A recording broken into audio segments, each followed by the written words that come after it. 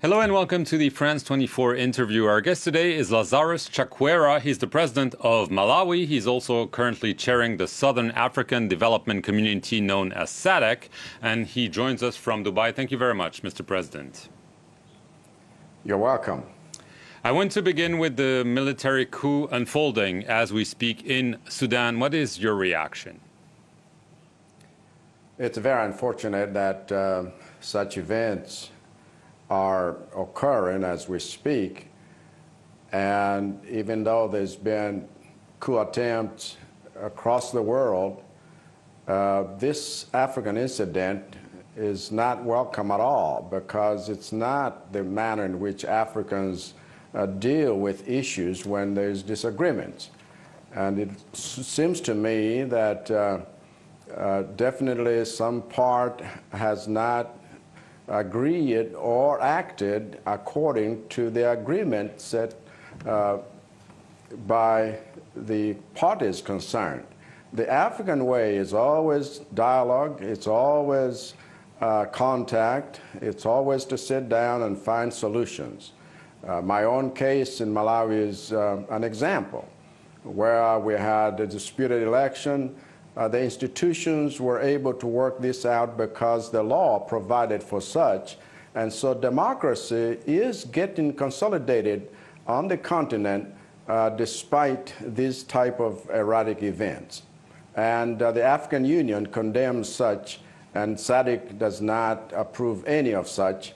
And so we want to be a continent that is able to deal with their own issues and democratize wherever that is necessary in order for us to act African. The term itself, coup d'etat, seems like it is an importation. So these type of behaviors are an importation. That's not the African way. Malawi, Zambia, they are examples of what democracy is about. Right, but Mr. President, let's take the example of Mali, let's take the example of Guinea before Sudan. It seems that the coup d'etat are back in fashion in Africa, at least in some areas of Africa. Is democracy in danger?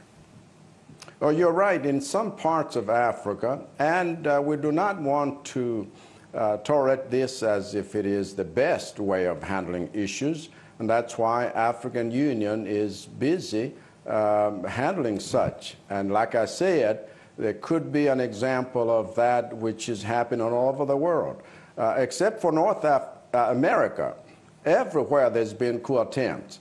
And even in North America itself, events in January seem to show that these are human characteristics of people that do not want to follow democratic principles. Right.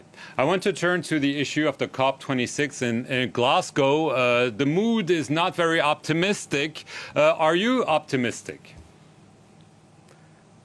You know, hope is what makes humanity go forward. And so I am optimistic about COP26. There has indeed been reason for being pessimistic.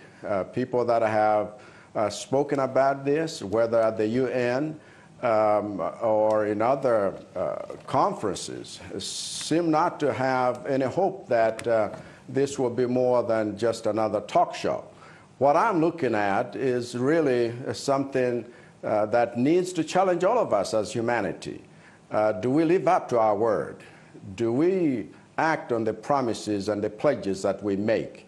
Are we serious enough about caring one for another so that even the global south can have hope that we will not be at the receiving end of what has happened over 200 years of development by the global north, which has pretty much brought us to where we are at this stage. And so we want to look at these things fairly well.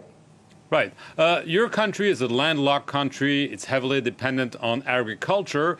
Here in the West, you know, climate change is a topic of debate. How real is it for you and your fellow countrymen? Is it really a question of life and death? It is a question of life and death for Malawi. Malawi is a land-linked country, but talk about Cyclone Idai, for example, a year and a half ago, and one will realize that these things are real. We had people dying. We had crops destroyed. We had housing destroyed. And so these are real matters when we talk about climate change issues in terms of erratic rainfall as well as droughts and flooding. Right. Mr. President, obviously there's also the issue of the pandemic. There have been accusations. The South African President, Cyril Ramaphosa, talks about vaccine apartheid and urges the Western world to share the vaccines it has in excess. Is this also your point of view, and are you hoping that indeed things will change very quickly? I totally agree with President Ramaphosa when he terms this vaccine apartheid. You know, in terms of accessibility, in terms of productions, and even in terms of upholding human dignity for those of us who have been vaccinated and then being treated by countries, certain countries, as if we have not even been vaccinated, and it's the same vaccines that they have had. And so we want equal access, and we want Africans to be able to produce vaccines for Africans, and we want to be treated just like everybody else so that there is a mutual trust even when we handle such things. Right. Are you hoping that there will be a breakthrough? The talks at the World Trade Organization on this very issue have been deadlocked, especially because some European countries and obviously the manufacturers of the vaccines are opposed to allowing better access or even free access to the patents for those vaccines.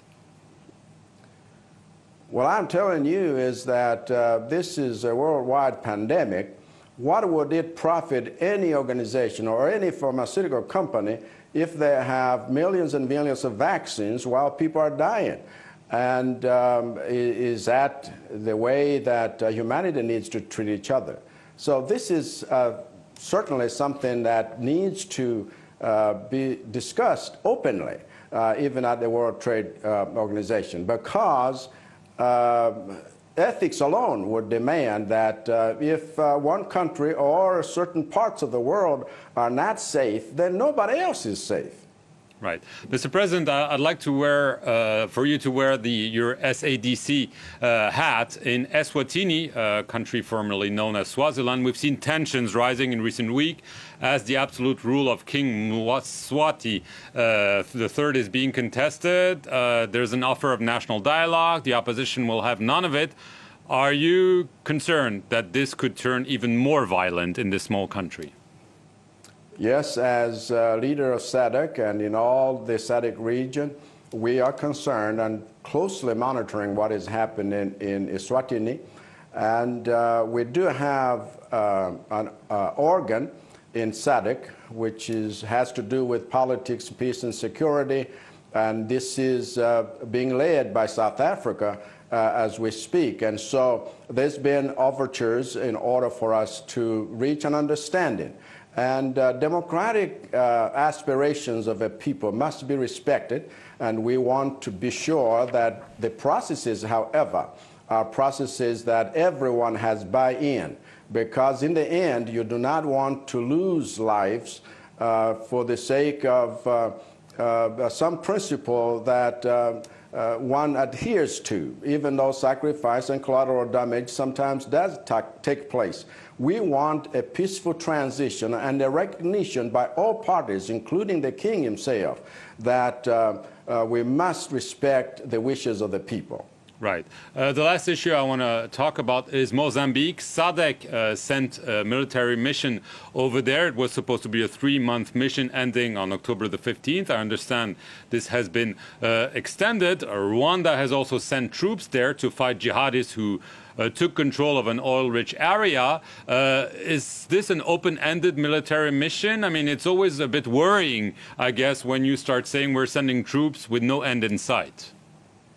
Yes, you're right, but SADC is responding as a region, and we are very concerned. We had to extend this mandate because we want to make sure that policing issues take place, and there has been a decisive response. SADC, like I said, sent in the team And we are very confident that this solution is being handled right.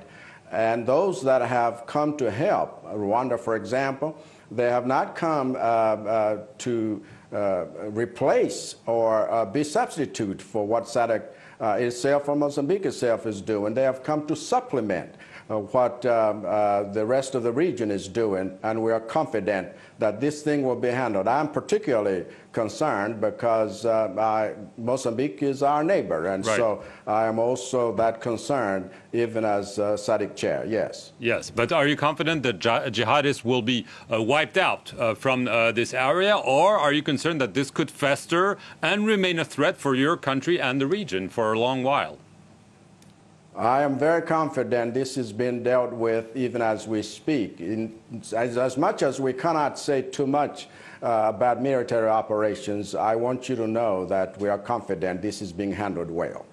President Lazarus Chakwera, I want to thank you very much for granting France 24 this interview from Dubai, and thank you all for watching it.